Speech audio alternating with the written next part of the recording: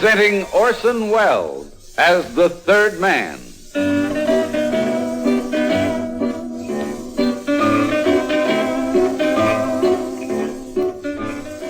The Lives of Harry Lime.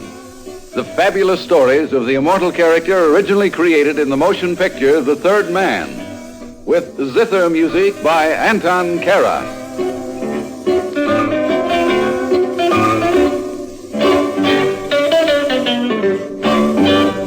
At various times in various countries, I've been called many things, most of which I'd rather not repeat here. But strangely enough, the one thing I've never been called is the one thing I am, a businessman.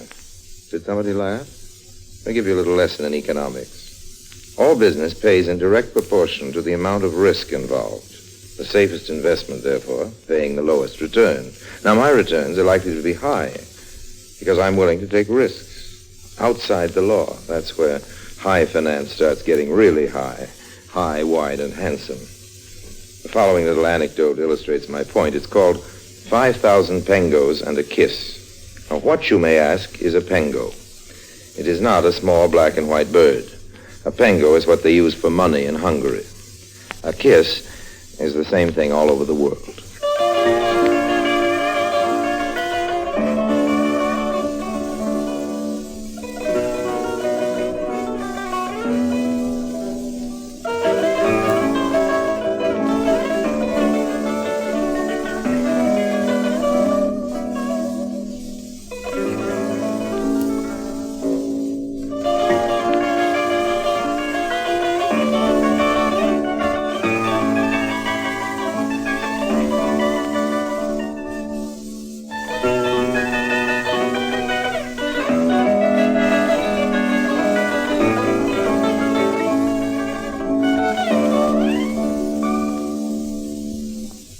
And now, Orson Welles as Harry Lime, the third man, in 5,000 Pengoes and a Kiss.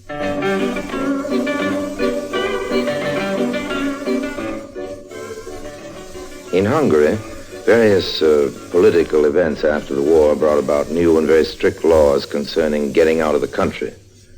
But people have always wanted to get out of countries, even charming countries like Hungary used to be, and when they can, they'll pay well for certain risky arrangements being made for them. So inevitably, I found myself in Budapest, where I soon made certain necessary contacts, and then, like any good businessman, went looking for customers, which, as in any business, are often found in the nicest places. That's why one evening, not long ago, I happened to be at the exclusive Club Royal in Budapest. Very lovely place, Club Royal. But not nearly so lovely as the young lady I soon noticed making her way to my table. Pardon me, sir, but are you Harry Lime? I beg your pardon. I don't believe we're acquainted. No, we're not. My name is Helene Barna. Oh, of course. Stupid of me not to have recognized the very famous and equally lovely Helena Barna. Thank you for the compliment, but you have not answered my question. You are Harry Lime? Miss Barna, at the risk of being tried, I must remind you that a rose by any other name would smell as sweet. Won't you sit down? Oh, all right. Thank you.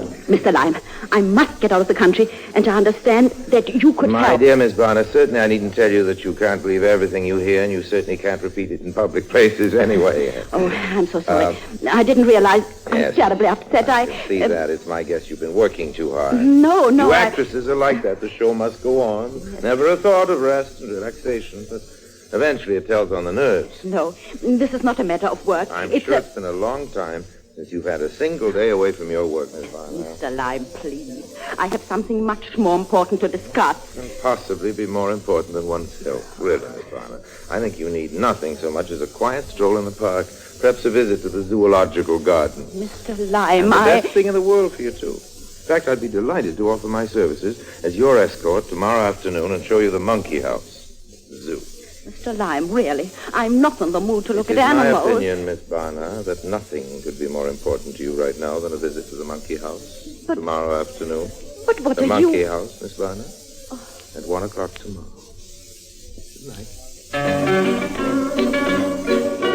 So it happened that the following afternoon I arrived at the monkey house adequately armed with a bag of peanuts. I'd been informed by experts that monkeys are very fond of peanuts. Looking for someone, Miss Barna? Oh, there you are. I hope I'm not late. Not at all. I just drive myself. Care for some peanuts? No, thank you. I don't like them. Couldn't we talk someplace quieter? It's my guess, Miss Barner, that conversations such as ours are better held with noise. Oh, yes. I suppose you're right. Now, that's pretty tricky, isn't it? What is? The way that monkey caught the peanut. Oh, can I have your attention? I won't take long. Miss Barner, you have my undivided attention. I must leave the country as soon as possible, and I was told you could arrange it for me. You flatter me. I've tried to get a passport many times, but they've always refused. Oh, on what grounds? On no grounds. My applications simply go unanswered. For what reason? I don't know. They simply ignore my request. For no reason? Very well. I tell you the story. I've been married for a number of years. My husband is in Austria. He's been there ever since the end of the war. He must be lonesome. My husband? No, that little monkey all alone in that cage over there. My husband, he's the reason for my being refused a passport. You see, he's, an enemy of the current regime. They would like nothing better than to get him back here. And I'm being held as a lure. We've been apart for a long time now, and the last word I received from my husband was that he is planning to attempt a visit. But if he should even try to enter this country, I hate to think of the fate that awaits him. Life behind bars must be unbearable. For monkeys, you understand? I understand, but now you know my story. I must get to Austria before my husband does something rash. I understand you can make the necessary arrangements for me. So there are really only 2 questions I have to ask. Will you do it? And how much will it cost? You know something? You're very lovely, my dear. Will you please pay attention? But I am paying attention. My price to anyone else would be 10,000 gold pengo. But for someone as charming as yourself, my price is 5,000 pengo. And a kiss. 5,000? But I couldn't possibly If someone were to pay open the gate of one of these cages with these monkeys, I wonder if they would stop to quibble about peanuts. 5,000 gold pengo, Miss Barner. At the Schurplatz tomorrow midnight. But I must be running along. If you'd like to stay a while and feed the monkeys, you may have these peanuts. Personally, I can't stand monkeys. They're such greedy little fellows.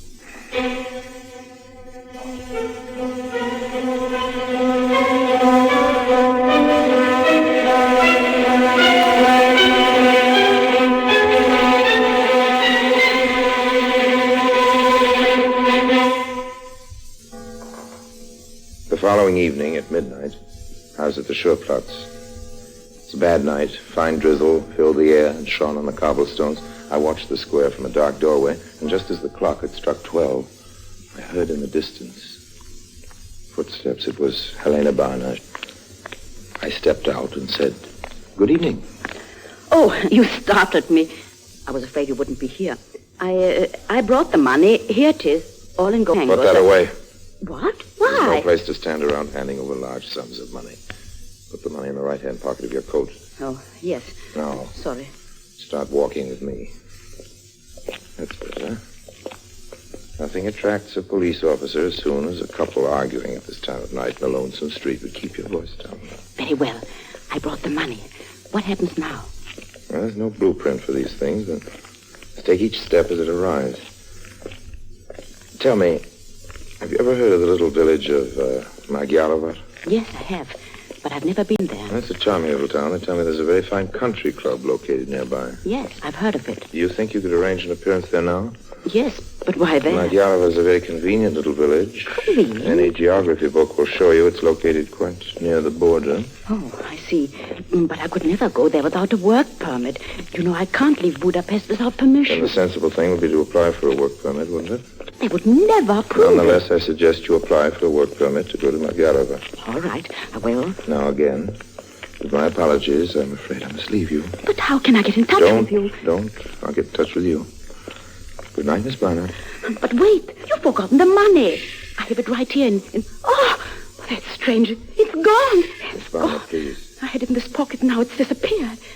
No, Miss Barnard, not disappeared. Just in good hands now. Good night.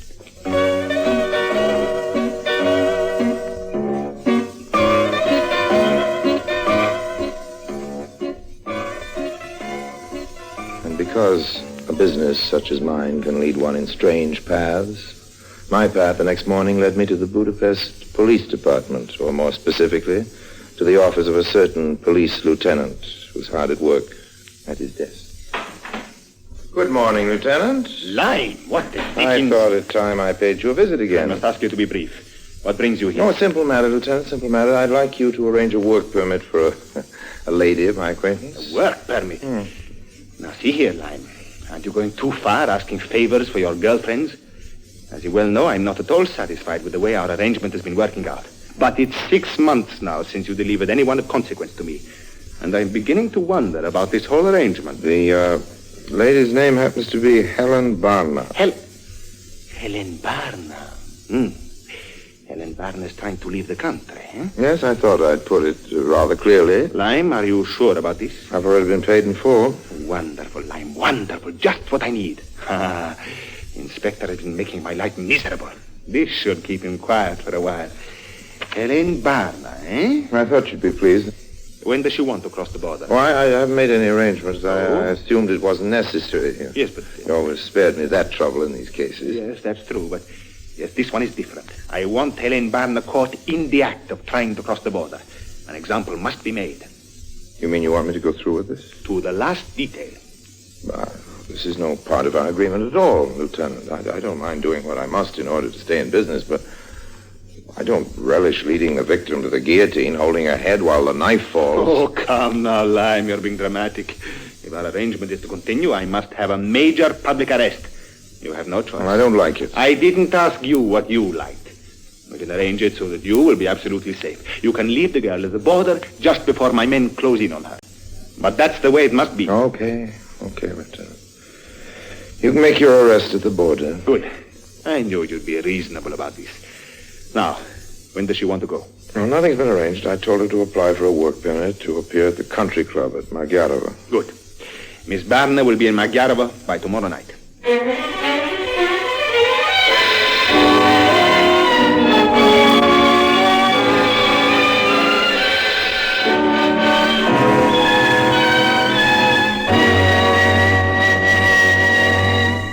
Orson Welles returns in just a moment.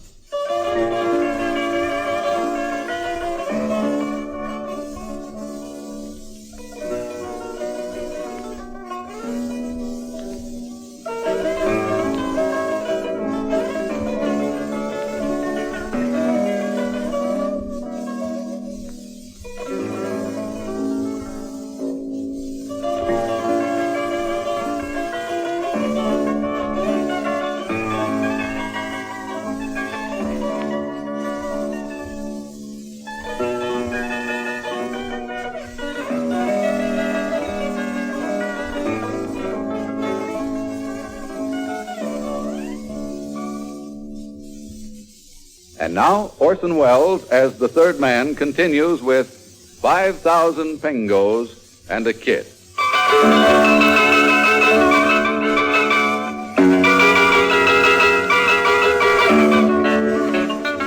The next night, I drove to Magyarova to see Helena Barna. Maybe it would have been simpler to have gone by railway, but experience has taught me that a car in such a case is pretty valuable. So I arrived at the country club after 9 o'clock. Helena was just finishing a number, but she saw me as soon as I came into the room, and she hurried over to me. I'm glad you've come. I was afraid it wouldn't be tonight. If I hadn't come tonight, I wouldn't have come at all. I don't understand. The arrangements have been made. We leave immediately. Oh, tonight? Yes. Now? Listen carefully. I have my car outside. We drive to the first barrier near the border, the barbed wire. How will we get through? Arrangements have been made. At a certain place, the wire's been cut. I'll take you through. The border lies a short distance beyond at the beginning of the forest. I see very well. I'll get my coat and we can go. Now, slowly. Mustn't lose our heads. But I'm quite calm. Really, I am. Not calm enough. If we walked out that door, the club management would have the entire police department down on us before we got 100 feet. Oh, that's right. But how can I leave? You leave me now. Go directly to the ladies' room. Yes. When you're alone in there, climb out through the back window. Climb? Yes, I hate to sound melodramatic, old girl. It's the only way. By the time you do that, I'll be waiting behind the building with my car. I'll see you there. Very well. I'll see you later. I watched her go. She was obviously afraid, but still had courage. I waited until she'd crossed the room and gone out the corridor that led to the ladies' room. Then I turned and started for the front door. But I hadn't gone very far when... Lime! Oh, what the dickens? Lime, I must see you. Not here, you fool. Outside, well, we can't see us. Quick.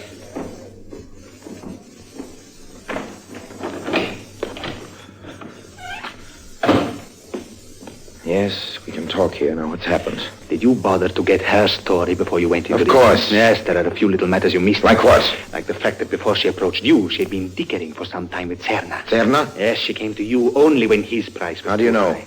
When Serna learned she had made a deal with you, he wanted his revenge. He went direct to the inspector and told him everything. Where did you hear this? Oh, from the inspector. Where else? He's in town and he wants an arrest made for certain. Oh, well, there's no problem. You were planning an arrest anyway. No problem for me, but it may be for you. The inspector wants a double arrest. What do you mean, double? He will settle for nothing less than the girl and you. Oh, I see. That does complicate matters well. Well, then I must go back to Budapest. The attempt will not be made tonight. No, you don't. Don't what? Don't leave me in this fix. If no attempt is made tonight, the inspector will know just where the weak link is, and then we're both in the soup. And there's only one thing we can do. The girl will attempt to cross the border. How? I'll take it through the barbed wire, no further. I'll turn back. She'll go on alone. It's up to you to see that the arrest is made in the forest, at the border itself. But the inspector knows you're in on this. He wants you even more than the girl. Dear Lieutenant, he may want me, but he's going to have to do without me. He'll have to settle for the girl. he'll I know. don't care what he knows. This is the only way. After all, Helena Barna is still a big catch for an ambitious man. If I happen to escape in the darkness, who's to blame? Your neck is safe. Inspector has his little triumph, and somebody once said he who runs away will live to fight another day. I don't like this. I didn't say you would like it, but you'll have to accept it. And now, Lieutenant, if you'll excuse me, I have to go to the ladies' room.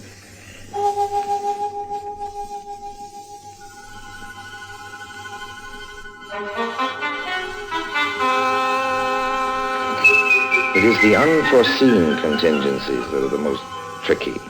Now, who could have known that a distraught young lady, anxious to leave the country, had first approached my rivals, and that in revenge they would have gone to our mutual enemy, the police. However, hesitation in my line of work can be fatal. I proceeded as if nothing had happened and met the girl at the rear of the country club. We were soon in my car, driving down a back road until we came to the barbed wire, the last barrier before the border. Is this the place? Yes. Now, follow me. Be careful. All right. Now keep going. We're almost there, just a few feet more. Help me. I can't walk. Put your arm over my shoulder. That's it.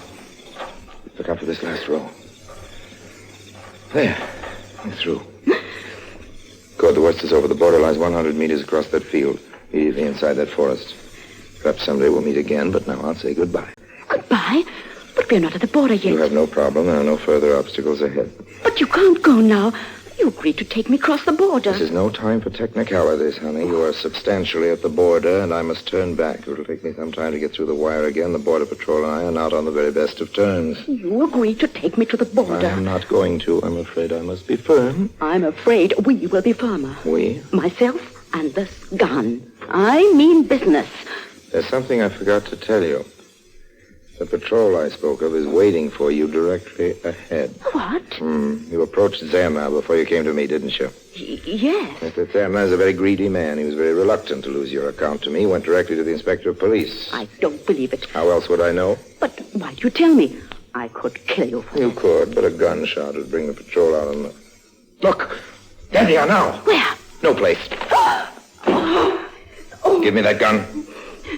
No, don't. Let go. That's better. Now get up. I said get up. I knew it was a trick. It happens this was not a trick. I told you the truth because I had to. Now I'm turning back. Sorry it had been so rough. There's nothing else for me to do. You have to get to the border the best you can. Austria's directly ahead of the west. Czechoslovakia's in that direction, north. You have your choice. Get the patrol to be in that clump of trees somewhere over there. Now, Miss Barnum, I regrets that our association ends on such an unpleasant note, but Wait, come to think of it, it needn't end on such an unpleasant note at all. I just remembered. I haven't been paid in full. What? My price for this service was 5,000 gold Pengo and a kiss. The Pengo you were kind enough to give me. I have yet to receive the rest of it. No. The kiss. You must be crazy. A bargain is a bargain, Miss Barnum. Out! Who's there? The patrol. The patrol. Let's run. What was we're trapped. No. Too late for that. Don't move. Don't move, and they'll know where we are. Stand perfectly still. I have your gun. I'll hide behind that boulder. You cry out for me to attract their attention. When their attention is on you, I'll come out and cover them. It's a lie. I have no time for lies now. They want me even more than they do you. Do as I say now. Our lives depend on it. All right, but if this is another trick, Harry Lyme, so help me, I'll see that it's not lost. It's no trick. It's no trick.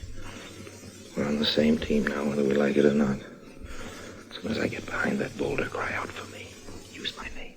All right. All right. Harry Lyme! Harry Lyme, come back! Over there! Who's there? This way! Out! Don't move!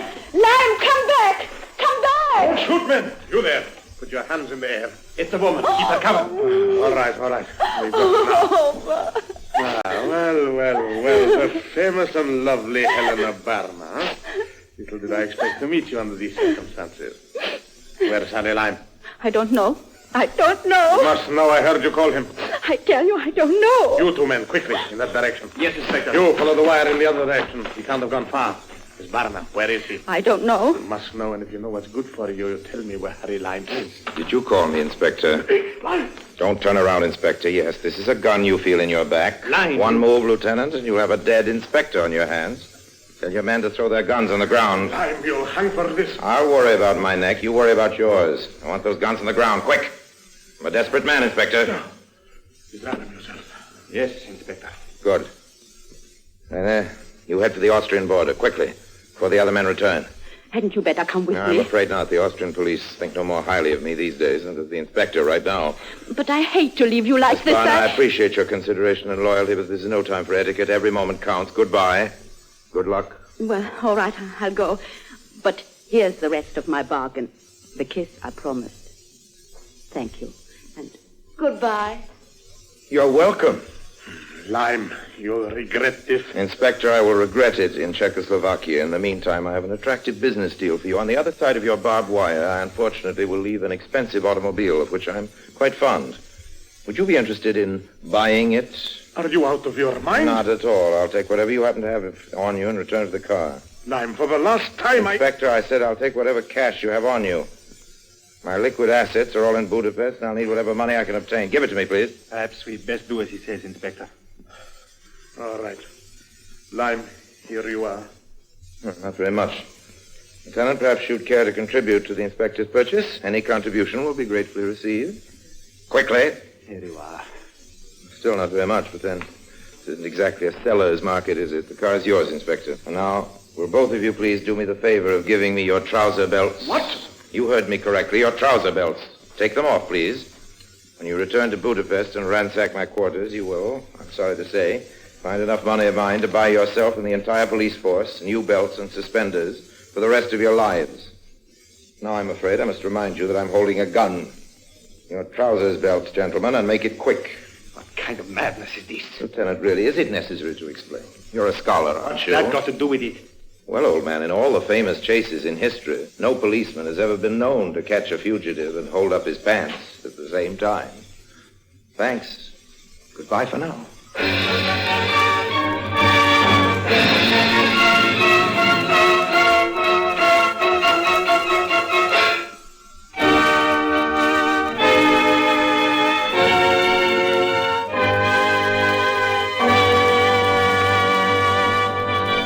Harry Lyne returns in just a moment.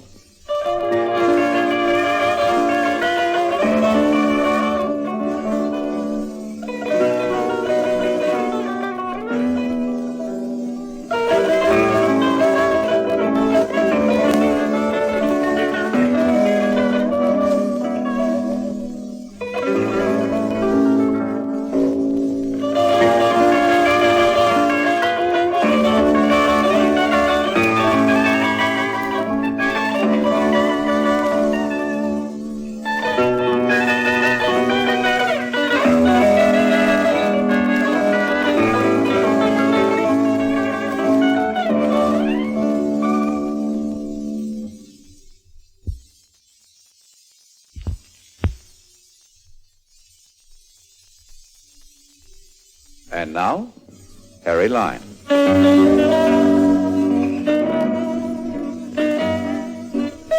I got to Czechoslovakia with nothing worse than a slight attack of poison ivy.